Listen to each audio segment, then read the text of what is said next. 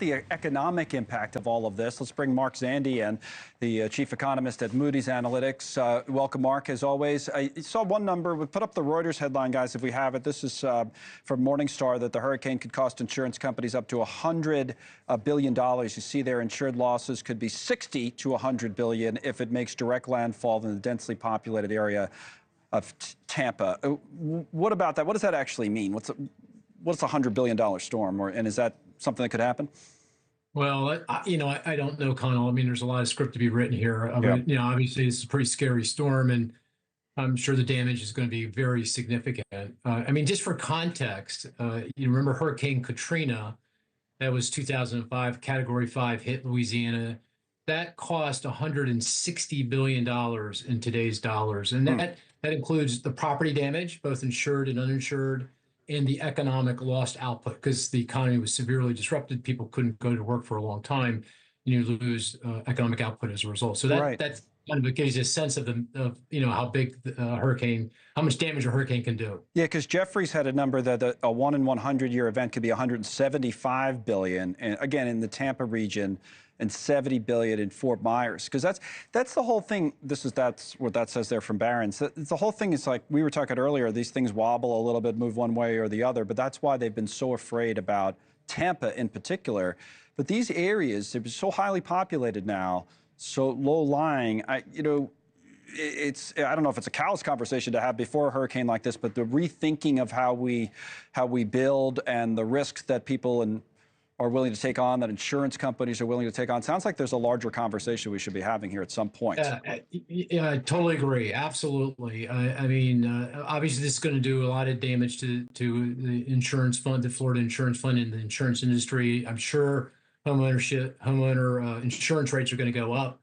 And you can already see the economic fallout. You can see it, Ian hit the same kind of southwest Florida, just a little bit south of where this storm looks like it's going to hit.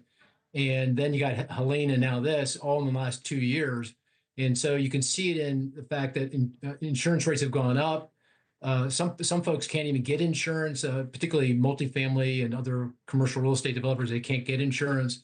And you're starting to see prices decline. So you're seeing house prices weaken because of the costs of the homeowners insurance and the lack of insurance. So it's already having an impact. And, obviously this storm is just going to exacerbate all that. The hit to the economy is going to be significant, and the fallout, prolonged. You think about oh, go ahead. Sorry. I was just going to say, Connell, one thing to note, at least in recent decades, whatever property damage that hasn't been insured, the uninsured loss, which tends to be much larger than the insured loss, is ultimately covered by the federal government. So the federal government has been coming in and making everyone whole, ultimately whole. I mean, obviously, right.